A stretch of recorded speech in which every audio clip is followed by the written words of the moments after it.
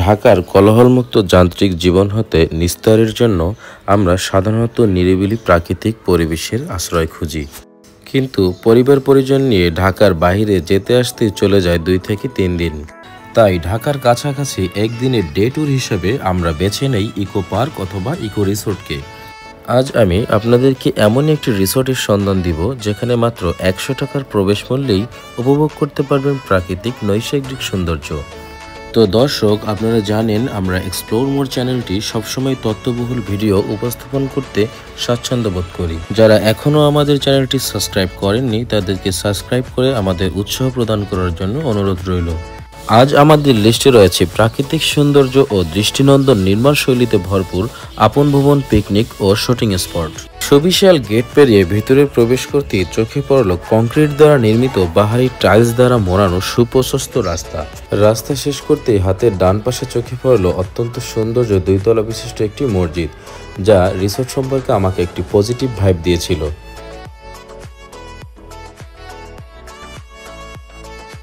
মসজিদের বিপরীত পাশে সাদা ধবধবে এই ঘোড়ার ভাস্কর্যটি যেন পুরো রিসোর্টের আভিজাত্যের প্রতীক হিসেবে দাঁড়িয়েছিল। একটু সামনে এগোতেই হাতের ডান পাশে মাঠের ভিতরে চোখে পড়েছিল এই সুন্দর কফি শপটির, আর তার ঠিক ডান পাশেই দাঁড়িয়েছিল এই গ্রাউন্ড স্টেজটি, যা হাজারো কোম্পানির মোড়ক উন্মোচন ও পুরস্কার বিতরণের সাক্ষী হয়ে দাঁড়িয়ে আছে। যদিও এই ফোয়ারাটি আমি চলতে দেখিনি, তবুও আমার কাছে একটি বেশ ভালোই লেগেছে।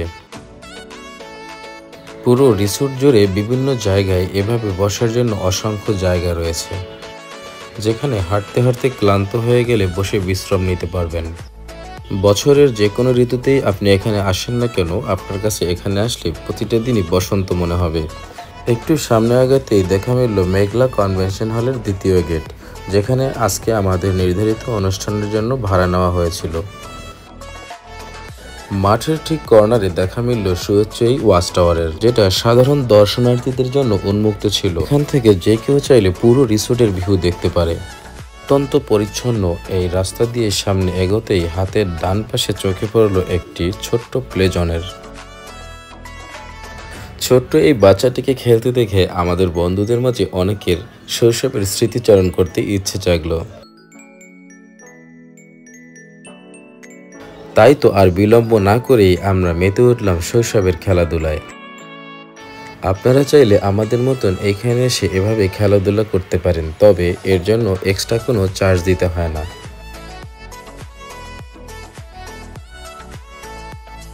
একটু সামনে যেতেই দেখা মিলল টিন সেট একটি ঘরের, তবে আমার কাছে সবচেয়ে বেশি অবাক লেগেছে এর উপরের গাছগুলো দেখে।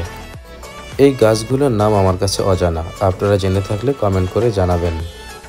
পুরো রিসোর্টে চিড়িয়াখানা বলতে খাঁচায় বন্দি এই কবুতরগুলো বাদে অন্য কিছু আমার চোখে পড়েনি। চলুন এবার এই রিসোর্টের রুম এবং স্পটগুলো সম্পর্কে একটি বিস্তারিত ধারণা দেওয়া যাক। নান্দনিকতা বজায় রাখার জন্য ফুলের নান্দনিক নামের সাথে মিল রেখেই এই রিসোর্টের স্পটগুলোর নাম রাখা হয়েছে।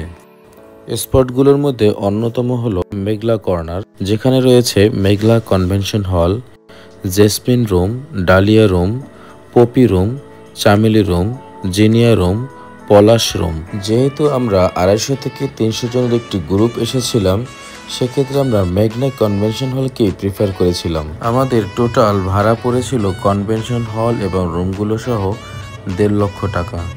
তবে যারা অপেক্ষাকৃত একটু কম দামের ভিতরে পিকনিক করতে চান, তাদের জন্য রয়েছে পাহাড়ি কর্নার, যেখানে পাবেন ঝুমকালাথা বাঁশের ঘর, দোপাটি বাঁশের ঘর, লজ্জাপতি রুম ও চেরি রুম এবং চন্দ্রা রুম।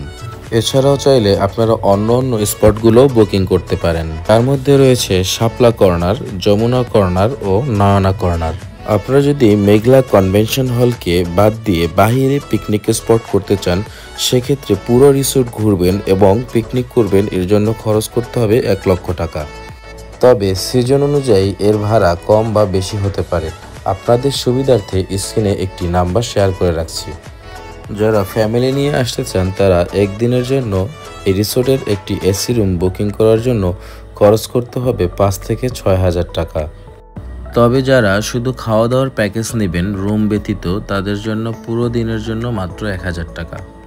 এর ভিতরে পাবেন সকালের নাস্তা, দুপুরের খাবার, বিকেলের নাস্তা এবং সাথে এন্ট্রি ফি ইনক্লুডেড।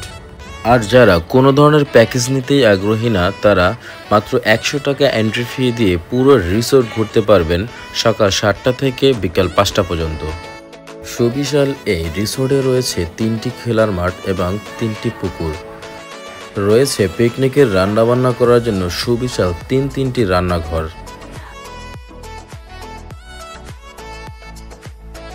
যারা নিজস্ব গাড়ি নিয়ে আসতে চান তাদের জন্য দুশ্চিন্তা করার কিছু নেই। এই রিসোর্টে রয়েছে নিজস্ব সুবিশাল পার্কিং ব্যবস্থা, যেখানে গাড়ি পার্কিং করতে আপনাকে এক্সট্রা কোনো ফি পরিশোধ করতে হবে না।